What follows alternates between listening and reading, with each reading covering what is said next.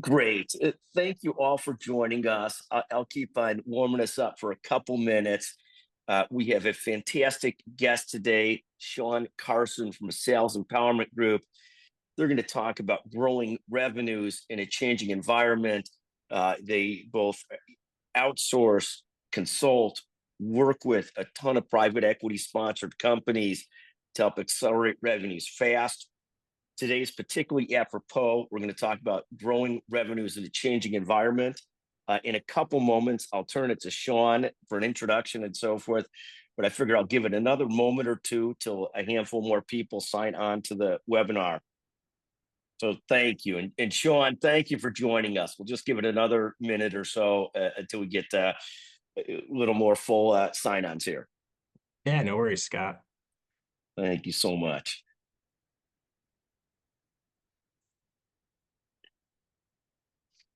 It's too bad we don't have a lot to talk about in the current environment, right?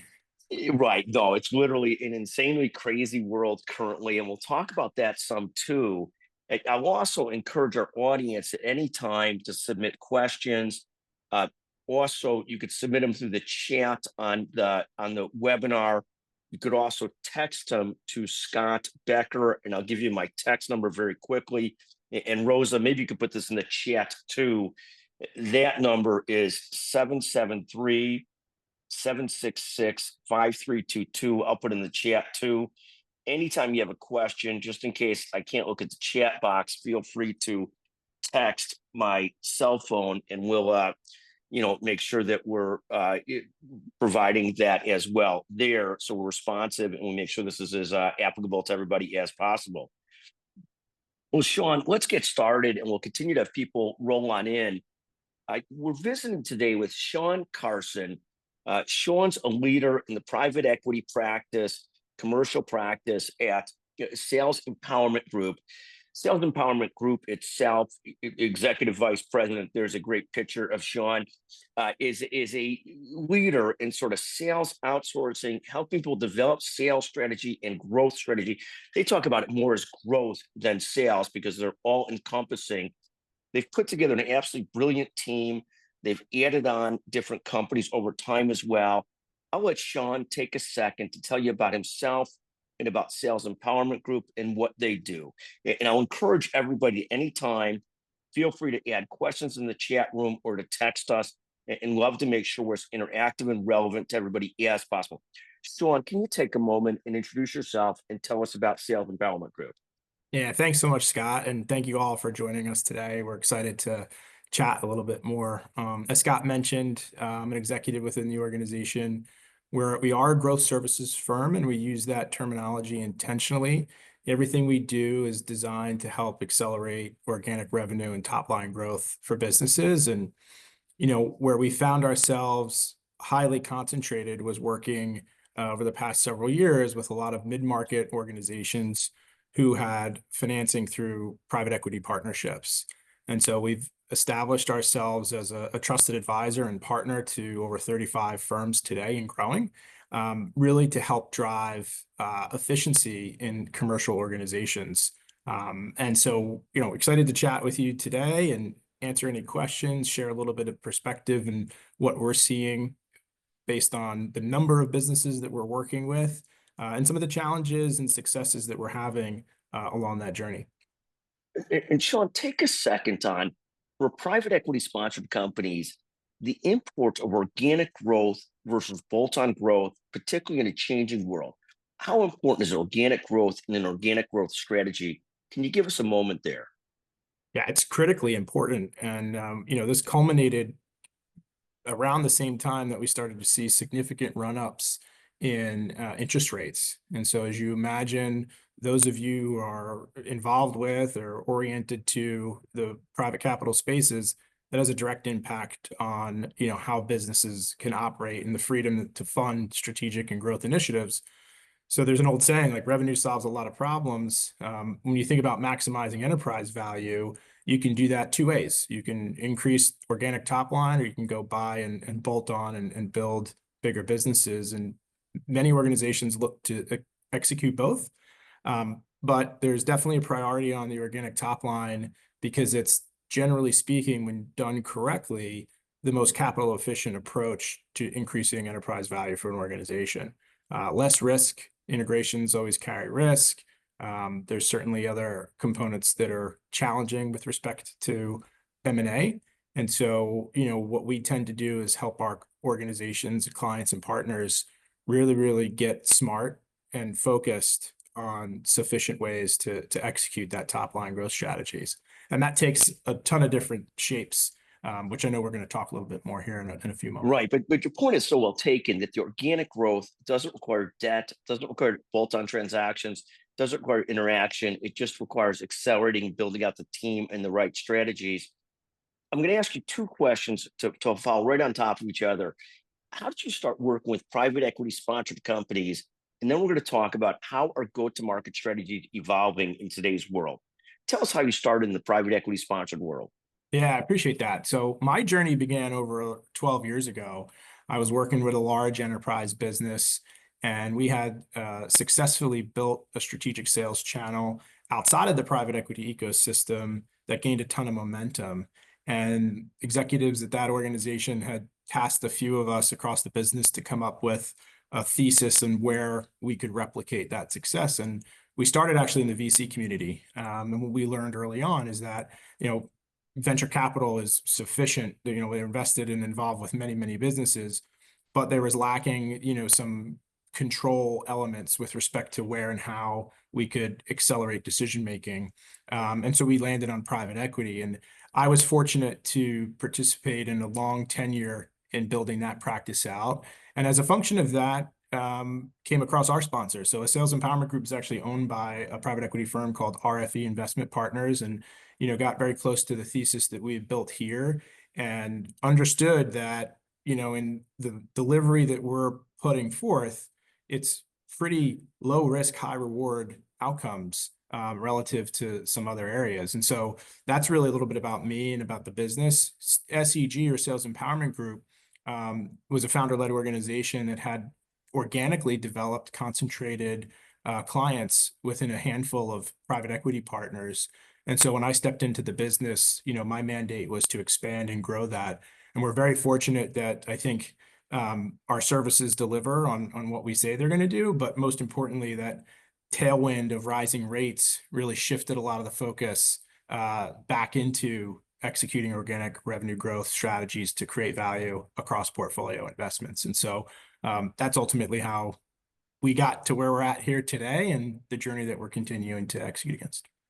Thank you. And I think that's so important because I see private equity sponsored firms sometimes that are chasing bolt-on after bolt-on after bolt-on or acquisitions, but their organic business is going in the wrong direction.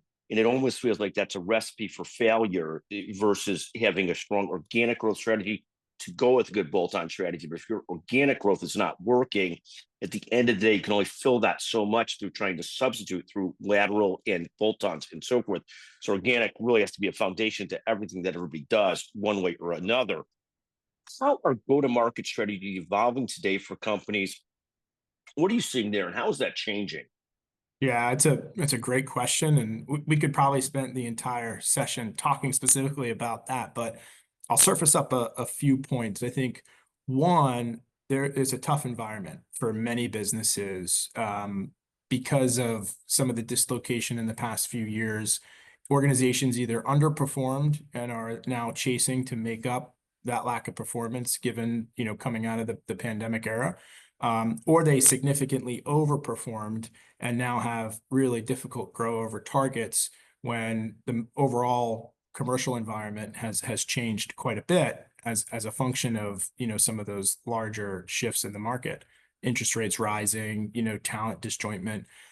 So we're seeing a lot of organizations looking for strategies and ways to actually execute more efficient growth. And our approach to supporting that is to help people embrace new and emerging strategies and tactics, AI being one of them, looking at how they're serving their customers, both the existing client base and new customer acquisitions, but also not losing sight of fundamentals. And more often than not, when we get involved with a mid-sized business who may just received institutional capital, or they're looking to, recapitalize or move from one sponsor to the next, we see some areas of deficiency on fundamentals. And so it's really important to think about it just like you would in your thesis or building a house. You got to have that foundation in place. And so there's always going to be emerging trends and technologies, and they're accelerating so quickly. We use them in everything that we do today and help support our clients execute with those capabilities. But they're only as good as the foundation that they're built on.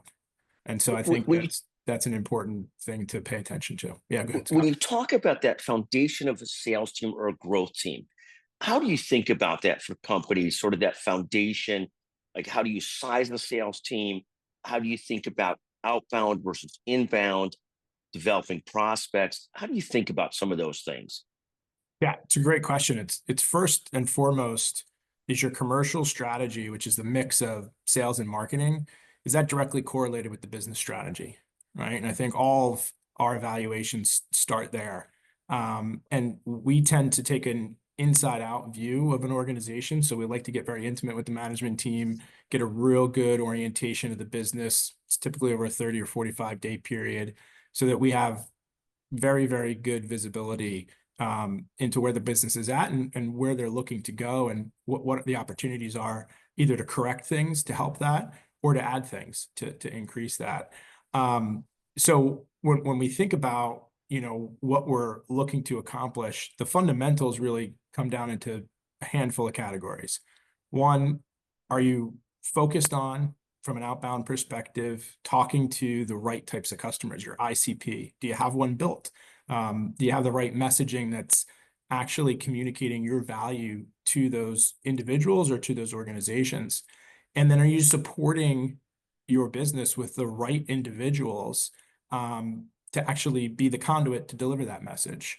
And so, a lot of what we do is look at the team construct, the makeup.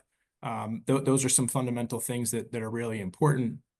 And we're leveraging, as I mentioned before, we're leveraging a lot of what I would call qualitative and quantitative capabilities to support businesses. We indexed probably close to 4,000 sales professionals in composite proprietary assessment makeups.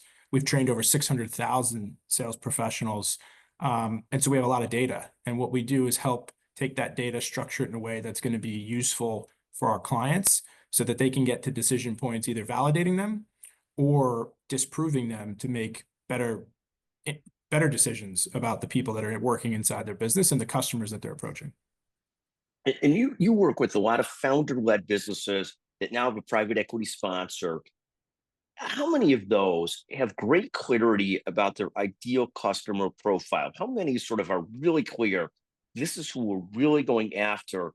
And how many are still in an evolutionary stage or a constant evolutionary stage, and differentiate success based on those that know this is who we're really targeting for our business versus not? Yeah, it's a great question. And it's a mix, Scott, to be honest. In some cases, people assume that they know, right? And what we do is help to test those assumptions based on data analysis. In other cases, they really don't have an idea, and they're trying to go a little bit too far wide. And where we can help is refocus their attention to help define who that ideal customer is, and where they're actually driving value for customers, and how to continue to do more and more of that. So it's, there's definitely a correlation. I think the more mature a business is in their journey, the better they have done at figuring that out. The less mature, or the more early they are, irrespective of, how long or how short they've been affiliated with a private equity sponsor, we tend to see, a little less confidence in the answers to some of those questions. In terms of today's world, we've got, obviously, the last couple of weeks have been just a bit of a combustible period of time. Tariffs, market down, people hunkering down a little bit, but not all that much. But you do see the M&A private equity market going to freeze for a moment. But in terms of organic growth, do you see distinctions out there in different types of companies as to how much they're still just very bullish and plugging forward versus a little bit like a deer in the headlights right now? What are you seeing in the current environment in terms of people assessing their go-to-market strategies? Because business can't stop. They can't stop, even though it can be more challenging at times. What are you seeing out there? Well, a third of businesses are putting their head in the sand and ignoring it, right? Which I think is a normal human response. Um, a third are paying attention, but not really actioning any type of execution decisions. And then there's a subset of clients that we're working with that have, in conjunction with us, started to get a little bit proactive. And so a good example of that is we're working with a client right now. We've helped solidify their ICP. They have exposure to the current friction in the market. And so what we're doing is we're creating like a prioritized ICP, businesses that are limited in tariff exposure and doubling down on their outbound and go-to-market execution focused on those companies, knowing a couple things. One, they're likely not going to be as impacted. So therefore, decision-making can be more normalized versus just looking at the target prospect database of everyone and anyone. And so they're really time boxing a lot of outbound effort in that context.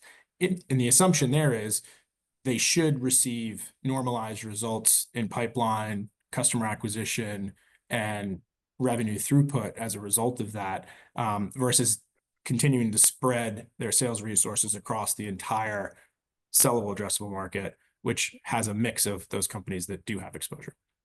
And let me ask you a follow-up question to that. Are there some customers that are saying this provides an opportunity because so many people will freeze up or be so nervous now that if we really get after it, we could develop closer, tighter relationships. And at the end of the day, a lot of this will pass. If we put ourselves in a good spot, it will be well positioned as things start to rebound. Or do you see some customers, that third, sort of really attacking forward and seeing this as an opportunity while the world gets a little nervous? Yeah, absolutely. Big levers to pull right now. Contract extensions, offers from a marketing state capability in terms of decision making now and deferred payment capabilities. People want business booked, and I think revenue leaders, those that are being very strategic, and their partners in the boardroom are looking at it as an opportunity to accelerate growth in the very, very short term. And I'm talking over the next weeks, if not month, until things potentially calm down or maybe get worse. In either case, you're providing yourself with an opportunity to capitalize on share. And do you find a spot exactly to your point where people have used multiple different resources? They love working with you.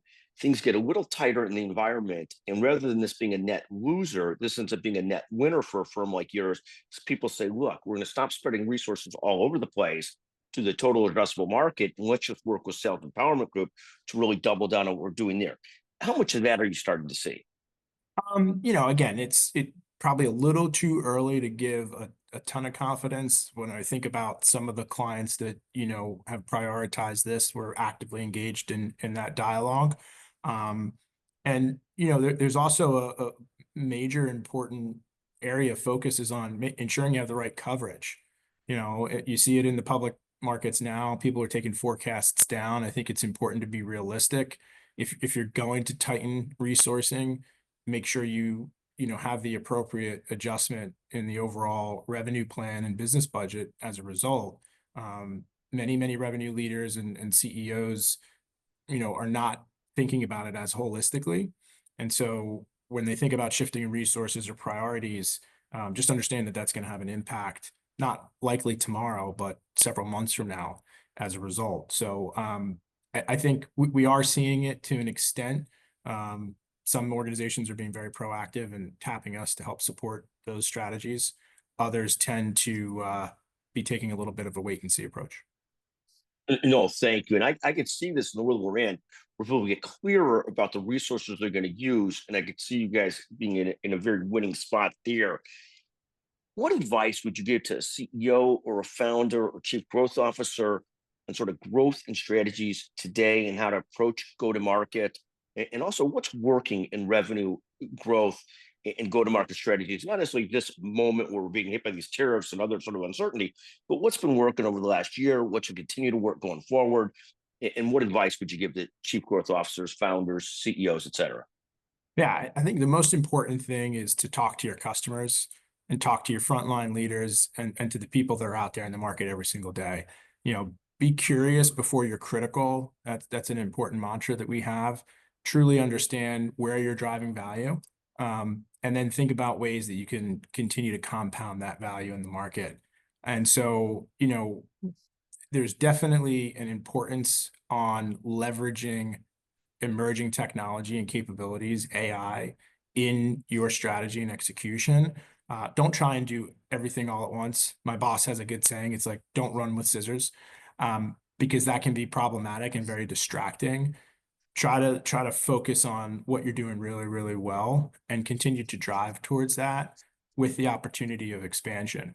In terms of specific to go to market, you know, ourselves, the companies we're advising and our partners, we're getting really, really focused in delivering value first and ensuring that even in commoditized markets, you have a plan of driving thought capital to your customer base and your potential customer base, ensuring that people look at you as a thought leader in the space and can help provide insight and perspective to improve their business. And so that's always something that I think people can tend to lose sight of, but it's an important one to focus on. When you talk about the audits that you do or the early reviews you do with clients, do you spend a lot of time trying to identify what's working and what's not working so that they could double down on that versus being all over the place? Yeah, absolutely. I mean, I mentioned earlier, we take an inside out view. So we typically will spend, several weeks with an organization once we're engaged. And the data analysis is a critical component of that. Many of these businesses, as you mentioned, they're mid-market sized businesses. They don't have tremendous amount of internal resources. So we try to support them in pulling together information and data that can be usable, and help understand where there's health in the business on the commercial organization, and where potentially there could be, some areas of opportunity. And so, as we think about that exercise, that's critically important. Data analysis is first and foremost. From there, we can draw some assumptions, and then we provide a lot of times, what we call like a high low or a probability index into those assumptions. And we're not talking about a lot. It's typically two or three things that are executable within several weeks, and then some which tend to move forward into months. But our total engagements last 12 months, and that involves all things that we're doing on the execution side, not just consulting, but one of our core components is we own the execution in conjunction with our clients as a way to mitigate risk to them. When you talk about owning the execution, Sean, what does that look like for a typical client engagement? What does that look like? Yeah, it's we depending on where they're resource constrained, in many cases we can take an advisory role. We can be the interim CRO. We can support the CRO or sales leadership team with augmented sales talent resources, but we're working very, very tightly correlated with that team and owning the outcomes. And what I mean by that is, we've got that revenue plan that we've helped to solidify with them. And then we're going to resource and staff both restructuring internal resources to align to that, or supporting them with some augmented personnel to help drive towards those outcomes. And ultimately, it's SEG's responsibility to ensure that those targets are hit, or we need to continue to refine as a function of the plan that we've outlaid for business. And when you work with customers, if you're supplementing them on lead generation, for example, and I'm not Mhm. sure tell us about Sure. that versus all the way through closure versus advising them on how to structure their sales team. Give us a sense of some of the different things that you do with customers. Maybe a couple examples, if you don't mind. Yeah, and it's a great point to surface up, Scott. So yeah, demand generation, outbound lead gen. Again, we're gonna fill the holes or increase the areas of where opportunity may exist. Um, Anything commercial falls into that category. We have a fully blown marketing and revenue operations team that supports our engagements. So, we work with a business that was an industrial manufacturer, domestically based. Um, 90% of their organization was inbound via their e-commerce channel. And they knew at the time that they were receiving orders from massive size businesses, Walmarts, Targets, et cetera, but they had no actual direct outbound or sales function to meet those customers where they were at and to proactively engage with them. And so part of that process and working with us was to help solidify an appropriate, demand generation infrastructure to support them beyond just paid search and their e-commerce channel, and then build a team underneath that to develop an ICP and to develop talk tracks and sales process and sales management and truly build that outbound infrastructure from the ground up. And then once it was fully productive, that client had the opportunity to lift and shift those resources and then infrastructure into their business. And so that was a widely successful engagement for us and a good example of where we did kind of everything under one umbrella. And this is so typical of some founder-led businesses. They start with inbound demand, but most of us know if you want to build a serious business, you better have outbound too. So you're really targeting the customers you want to target versus the smaller amounts or maybe the unstable amounts that come in through inbound. And when you develop outbound focus, that makes them a lot less fragile. I take it as well because they're not just reliant on the phone to ring. They're out there developing relationships, making those relationships more stronger and deeper. In terms of demand generation, what are some of the current trends that you're watching in terms of demand generation? Then I want to ask you about sizing of sales teams versus marketing, and how do you look at that? Does that differ broadly by industry, how you size a sales team? But tell us first, maybe a couple trends in demand generation and outbound for prospecting and so forth, and then a little bit on sizing of sales teams. How you think about that? Yeah, sure. As it relates to demand generation, I mean, I think it's really important to provide focus on two types of what we call journeys that exist for potential customers. Some customers are very early in their process, and it's not warranted to engage with them. We call that, early buyer journey work stream. And then there's later buyer journeys who are actually customers that are actually ready to engage. And so really understanding the difference is critically important. I think a lot of organizations fall into the trap of just putting everybody into one bucket. And it's important to, create more consistency in your measurement on separating those out. Buyer intent is really, really important. And so a lot of what we're able to do is to establish strategies that help provide visibility into where and how potential customers are engaging with either your existing customer base, your partners, your assets, your information, or the materials that you're putting out there to provide exposure for your business. And so, those are, I think, two critical things when we think about demand gen that are really important.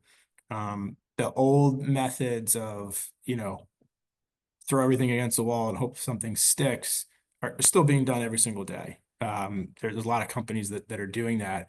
I think the challenge is that you get some success, but it's unpredictable, right? So when we think about a true direct sales and commercial organization, what everybody's really after is predictability. Yes, we're going to grow revenue, but we want to be able to do it in a way that we can understand and predict it going forward.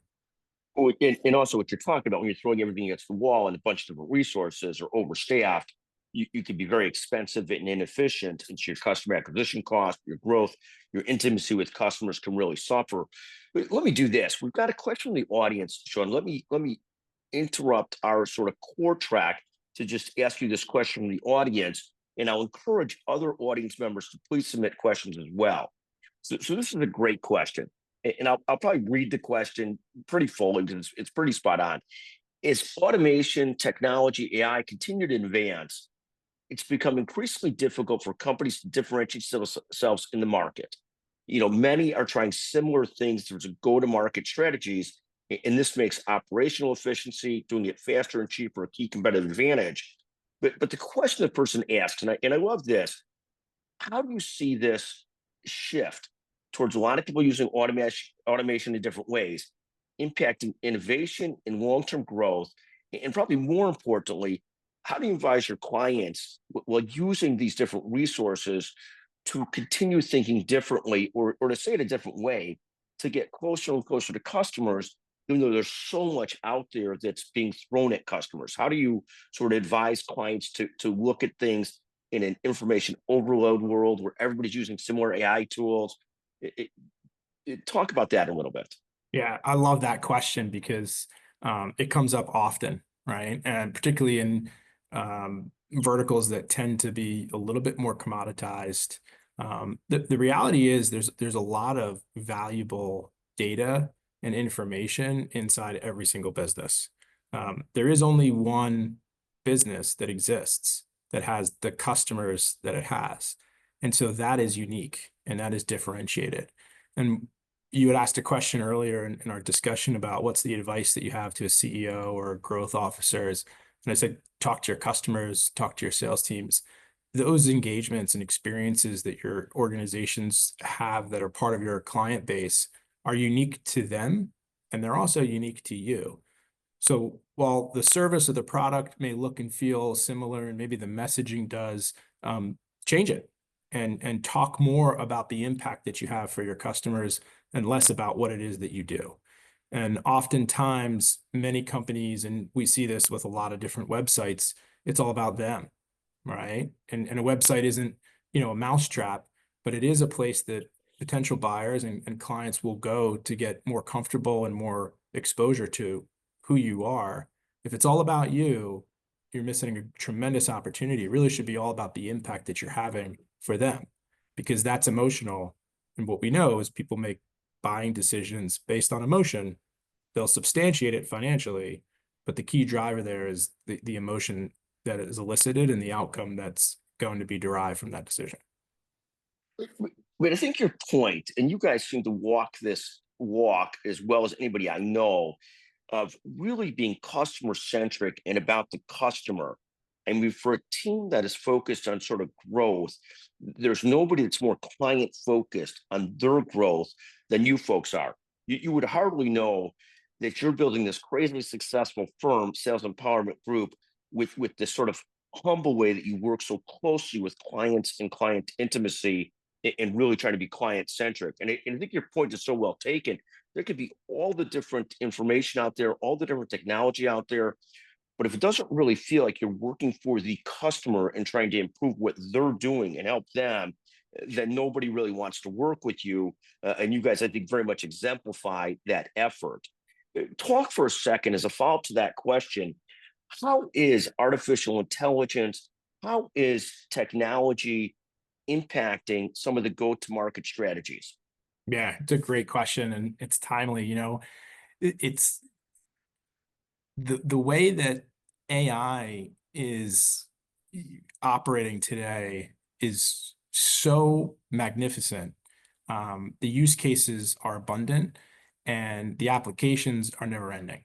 And so, today I run a team of 6 AI agents. Our resources across our business, leverage AI in several different categories and capacities. And we help teach our clients on different ways to leverage and use that. We don't think about LLMs and applications like ChatGPT and agents that exist in verticals or specialized functions of, areas of business as displacement technologies. We see them more as accelerants and efficiencies for commercial organizations. And so, the work that used to take a structured team a couple of weeks to do can be done in 30 minutes. And so companies that are embracing this and leaning in and testing and learning, it doesn't have to be a large investment. It really is an investment of time and the commitment to trial and error and finding what works for you. There's a ton of use cases around AI applications today that work for business A that are not going to be effective for business B.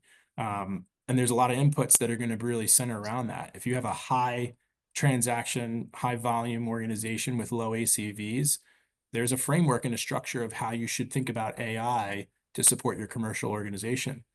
If you're on the other end of that spectrum and you have more of an enterprise or low volume um, type of commercial organization with very high ACVs, that framework looks completely different. And so I think it's really important to understand, again, going back to fundamentals, what is the business strategy? Do you have that foundation in place? Once you're equipped with data and information, you can start to then layer in efficiency capabilities to really drive forward the organization. Thank you. In this world of AI and outreach, automated outreach, all kinds of other things, how important is the sort of real one-on-one contact from business to business versus all technology driven? And how's that mix of sort of people to technology as you interact with customers and people on the other side of the equation? Yeah, it's a great question. The old way of, pure volume play, we see that as a diluting effort when we think about where organizations can truly accelerate growth with AI is to supplement, again, research, analysis, enablement, training, reinforcement. There's just a tremendous amount of use case that exists. And so I think it's critical to understand that AI and the AI technologies that are supporting these types of alignments are really, really important. You have to trust and verify. You can't just take whatever ChatGPT or Bard or whatever platform you're using spits out. You need to ensure that you refine it and that you've got a good process around how you're leveraging that for your business.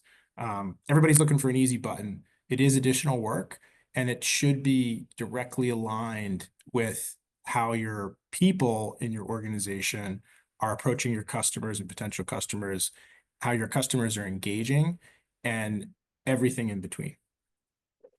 And I love what you just said, that everybody's looking for an easy button. At the end of the day, truly building a business. I mean, you could use an outside resource like Sales Empowerment Group, who's as good as they come, it can really help to accelerate and strengthen your business. At the same time, between you and the customer, someone's going to have to really work hard for customers and take care of their customers to make this work. I mean, there's not like AI, ChatGPT, all these things they can accelerate, they can help, but you still have to have really bright, really hardworking people trying to make it go. Is that a fair assessment? Yeah, absolutely. I mean, I think we're ways away from needs being input and solutions being executed without human involvement. I would argue that we'll likely never get there, maybe at some point, but when it comes to the types of decisions that impact both one individual, but then also an organization as a whole, that human engagement and that human element is going to be really important. I think the opportunity today for businesses is to understand when is the right moment to engage with contact. Those statistics I think are out there and they're continuously updated. So, don't hold my feet to the fire here, but something of like north of 80% of purchase decisions are made in advance of a conversation, right? And if you just take inventory on how the last major purchase decision you made and back it from the time that you made that decision until you started the process, you're probably going to confirm that that's how you went about your journey.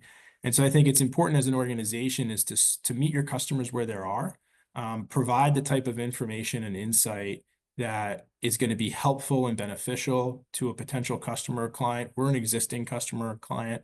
Do it with confidence, do it with defensible information so that when they're ready to have a conversation, you're now going to substantiate what they already know and provide that added layer of confidence to help them make a sound decision and provide the type of confidence that you're going to deliver on what they're looking for in a solution. And Sean, you've been in sort of the growth business for a long time. I mean, bigger organizations, the biggest organizations can be very systematic and disciplined about their purchase decisions. In mid-sized organizations, small organizations, often a shorter sales cycle. You could have a founder who's more quick to try different things and other things. How do you sort of look at those issues in terms of the discipline of certain organizations? We've worked over the years with GE, for example, and GE back in the day had a very disciplined supply purchasing perspective, very, very clear about procurement. There are this many vendors on the list, and that was going to be it. What do you see out there today in the world, that discipline versus non-discipline? You talk about meeting a customer where they're at. Obviously, some chains, Walmart's known for everybody comes to Fayetteville or Bensenville or whatever it is. I'm spacing today, but how do you see that discipline amongst buyers, and how does that work? And what is it? What's the mix out there in terms of large companies, mid-sized companies, in terms of sales cycles and discipline, and versus willing to buy based on, okay, we had a conversation today, we're ready to try. What's your sense of that? Yeah, it's actually a unique question, Scott. I think what we've found is that um, even in mid and smaller businesses, organizations have taken more of a share the risk in decision making versus, some of the probably latter portion of how that structure worked a few years back. And what I mean by that is, enterprise decisions, there's usually multi-threading, there's multiple committees, you've got to address the needs of both the ultimate decision group as well as the users of product and services. And then generally smaller mid-sized businesses might have been a little bit more nimble. We're actually seeing that sales cycles are elongated across the spectrum, both small, medium-sized business as well as enterprise. And we think that's an outcome of the shift in talent from large enterprises coming more and more into the mid-market, particularly in private equity, right? So again, going back to the customers that we support, many of them are private equity backed businesses. A lot of those leaders that have stepped into that organization to help drive growth have bigger business experience. And so they're comfortable with that type of structure and that orientation. And so, the outcome of that is more decision making by committee, more of enterprise type buying examples and environments. And so it's really important to understand buying criteria for a customer. Hey, as fundamental as training your sales team on who are the people that are going to be involved, what are the critical milestones that we need to address to ensure, what is your time frame? Like that qualification is really, really important so that you can create a mutual action plan and help your customers actually be more efficient buyers than what potentially they may be doing without you. But I think that's really well stated. Back in the day, not too long ago, a CEO would engage with a new type of software and say, we're going all in on that software. And then that CEO would find that nobody in the organization would use that software. So even the most confident CEO learned he or she better get buy-in from the organization, not just make those choices themselves, and really be in tune with who the users are going to be and so forth. The point is really well taken, and probably more people wanting to consult internally before just making a decision. In the old days, people were very brand name conscious. For example, if in the law firm business for a certain type of deal, you might only use Kirkland or Skadden because you wanted to make sure you could defend it to the board if something went wrong. And similarly across the board with the big four accounting firms and so forth. In your business today, how much are people very brand centric, or has the brand world just changed so much that people are open to other types of solutions other than a Fortune 500 solution, Fortune 200 solution?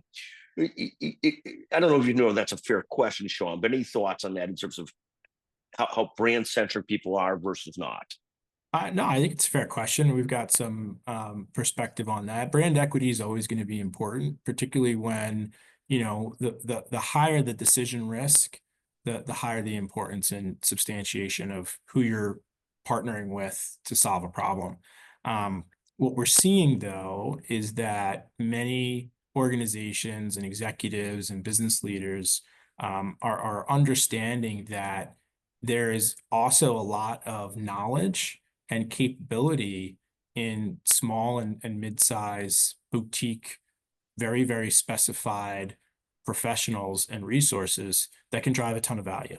And so, that is a balance that needs to be weighed by the customer or by the business who's thinking about whatever initiative they want to execute. And there's certainly going to be pros and cons.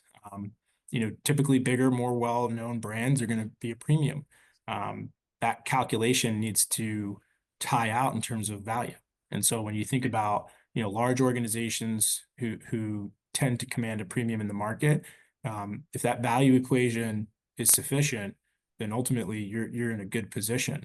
Um, if what you're receiving as a result of high brand equity, larger businesses is not as valuable as potentially a more specialized resource, then you're obviously going to need to think about that decision a little bit more carefully. Thank you very, very much. Talk a little bit about what industries you work in. And let me also encourage our audience again, any questions, please type them in or text Scott Becker.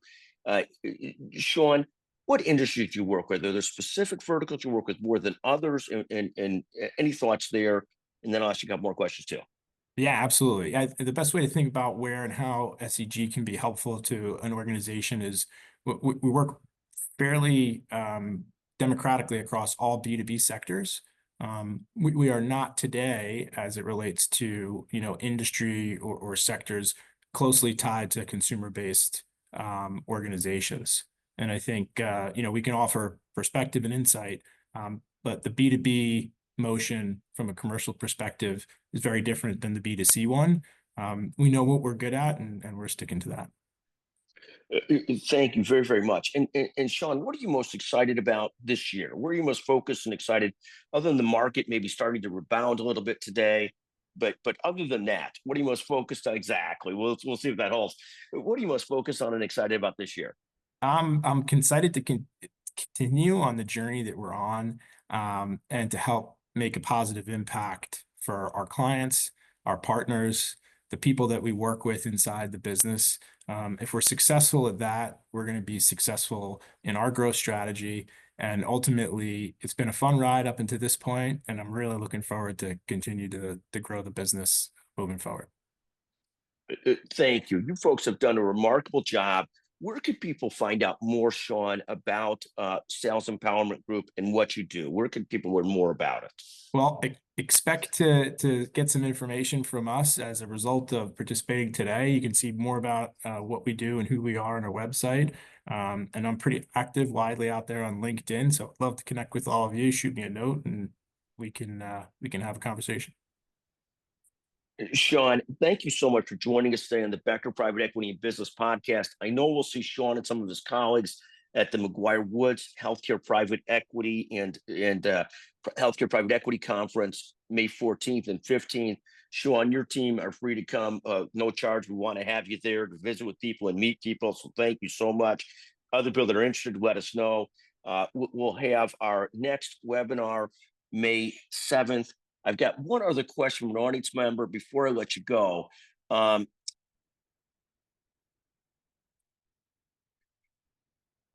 Okay, so here is the question. Remote work environments versus hybrid work environments. Any thoughts on you evaluate sales teams? How much strength there is there? I know sometimes the big boiler room sales rooms, there probably see less and less of those in the B2B climates, but even the 10-person sales team that's all in one place. What are you seeing in terms of remote versus hybrid versus in-person sales teams? Any thoughts there, or has that world just changed so much? What do you see out there? It's definitely changed, and we've seen more and more of our clients want resources near or close to office locations so that they can be visible. What we provide advisement around is, depending on the role type and the seniority, I think it has a direct correlation. Those that are further along in their professional career, if they've been successful and can substantiate that success, they're going to likely feel like they've earned the right to have that as an option. Whereas when we're working with a lot of entry level or lower mid-level professionals and resources, we encourage clients and them to create an environment where they can easily collaborate in person and virtually. I think, ultimately it's going to come down to the business objective and what the growth requirement is. There's a lot of great talent that's out there in the market, and remote work is an opportunity to tap into talent pools that maybe prior to that shift were not as feasible. So I think it's careful evaluation, and looking at the business and the demand and making informed decisions about it. Sean, I know I've got to let you go, but I've got one more audience question if you're Yeah, okay. fire away. Great. So the next question is from one of my favorite people, actually, great business person. How are ideal customer profiles and personas evolving with AI resources? And maybe not just ideal customer profiles, but how do you sort of synthesize to get to that ideal customer profile? And how are AI resources helping you better target the ideal customer profile? Yeah, this is a great question. You know, building personas and being up to speed on how a certain role type is being impacted by AI is just as important as leveraging AI to help support that construct. And so a good example of that is, in the commercial organization, you're seeing what used to be completely separate functions of sales and marketing now becoming more and more blended, right? And the necessity for efficiency is to have those functions operating very, very correlated and tightly intertwined for a multitude of reasons. So as you look at building out ICPs and leveraging AI to do that, the inputs are more important than the outputs. And so creating the right type of data and information on who the target profile is going to be really, really important. And it's a great use case for AI applications. If you pull 25 people and the type of roll down from LinkedIn and load that into an AI application to spit out commonalities or consistent traits and attributes across that subset of population, you can quickly get to a point of understanding what the difference is and the items that are consistent for that type of persona is going to be. And that should then move further into building out your ICP in a substantiated way. Thank you very much. Let me just check one more second here. No, I've got that question. Great. Let me just make sure, Sean, we don't have other questions here before I let you go. Again, Sean Carson, Sales Empowerment Group, really just about the best in the business at what they do. Okay, I think we are out of questions now from the audience. Sean, thank you so much for joining us on the Becker Private Equity and Business Podcast. Thank you to our audience. Please feel free to connect when Sean and team reach out to you. Please respond to them and talk with them. Great people, as good as they come. And thank you all for joining us. Thank you very much. Thanks, Scott. Thank you, everybody. Have a great day. Thank you.